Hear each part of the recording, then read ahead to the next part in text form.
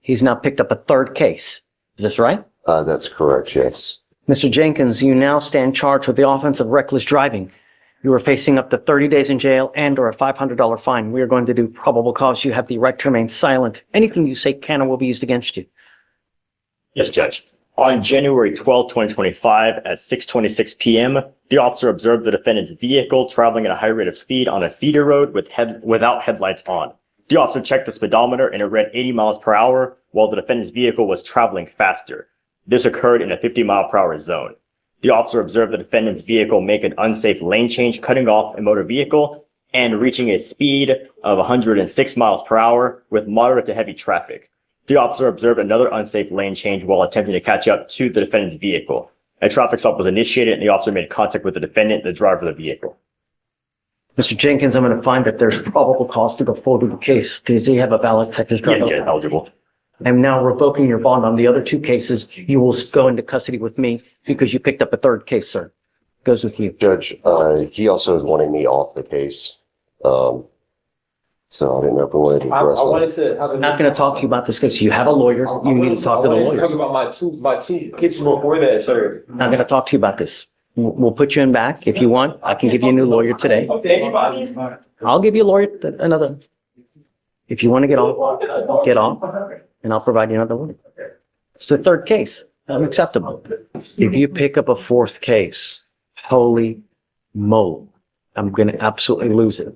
Do you understand? I want my community safe. When you're out there, you need to make the right decisions before you do something. Think, if I do this, what's going to happen? If I say this, what's going to happen?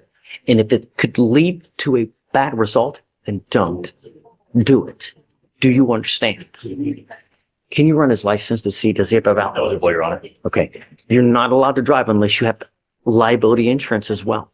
Do you understand? If you don't have car insurance, you cannot drive as well at all until you have a license and car insurance. Do you understand? Okay. Do we have any conditions, on the terroristic threat? Judge, I got assigned to him, he was already in the back. Correct. And so I don't know if there was anything with the previous case. I know one of them is against the brother. My understanding that I think. So I guess tell me about it, Alex, please, on both terroristic threats. Who are they? Terroristic threats? Yes, Judge. So on the first terroristic threat, the complainant and the defendant are brothers. Dispatched to a residence in regard to a family disturbance. The defendant was removing the complainant's belongings from the residence and putting them in the back of his own vehicle to prevent the complainant from getting his things. The complainant tried to remove his things from the vehicle and the defendant stated, "I will kill you." The complainant was in fear for his life when the defendant said this, and the defendant also later texted the complainant that if he touched his things again, he would cause him severe pain.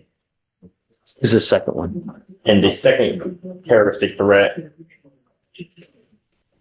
occurred on October 26, 2024, when the officer was dispatched to a Crunch Fitness. The officer made contact with the complainant, a manager at the gym, who stated the defendant was involved in verbal and physical altercations with other members of the gym, and multiple complaints were filed. The complainant stated the defendant's membership was canceled due to issues with other members and the defendant making threats. The defendant then continued to act aggressively after finding out this information and caused a disturbance by screaming and cursing loudly. The complainant told the defendant he needed to leave and not return. The defendant became more agitated, left the business, returned multiple times, and when the complainant stepped out with the defendant and told the defendant not to return, the defendant responded multiple times he was going to come back to the business and kill the complainant. Okay, Judge, I would argue on that one. I'm going to come back. I don't see an immediate threat or anything like that, any brandishing of anything. You're right. It's the going to that we Repeat what the threat was again. He responded multiple times he was going to come back to the business and kill the complainant.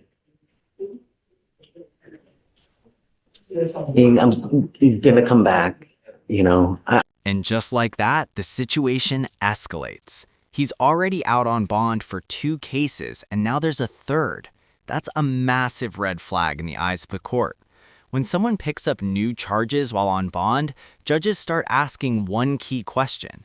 Is this person a risk to the community? This isn't just about reckless driving anymore. It's about trust.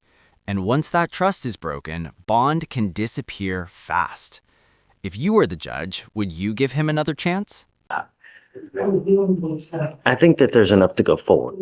Don't go back to these places. I don't want you to have contact with either of the complaining witnesses. Do you understand? I'm going to have you sign these bond conditions. Make better decisions when you're out there, Mr. Jenkins. At some point, someone is going to stop bonding you out, and you will be stuck like Chuck in there until these things are over with, and it's going to be a long time. Do you understand?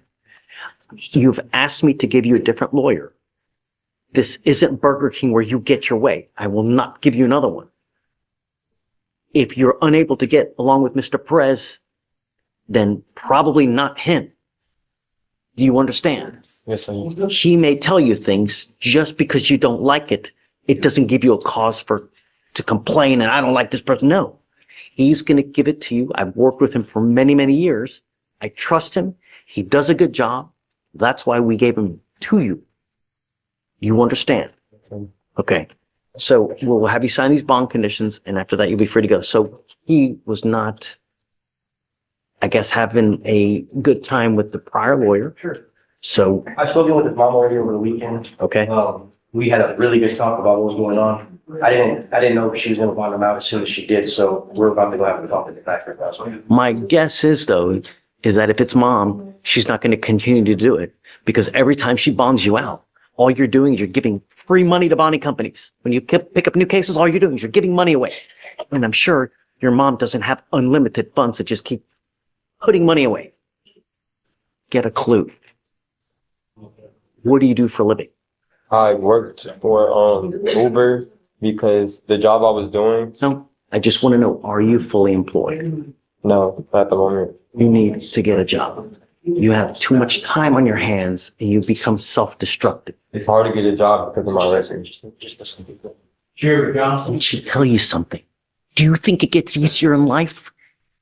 No. You don't even have convictions and it's hard for you to find a job. How hard do you think it's going to be if they end up in convictions? Do you see my point? Sure. Make better decisions.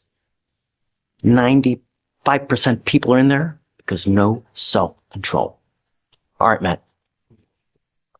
And Your Honor, on both the terroristic threat cases, there are previous conditions from. Yeah, I will just have them sign those. Okay. Yeah. So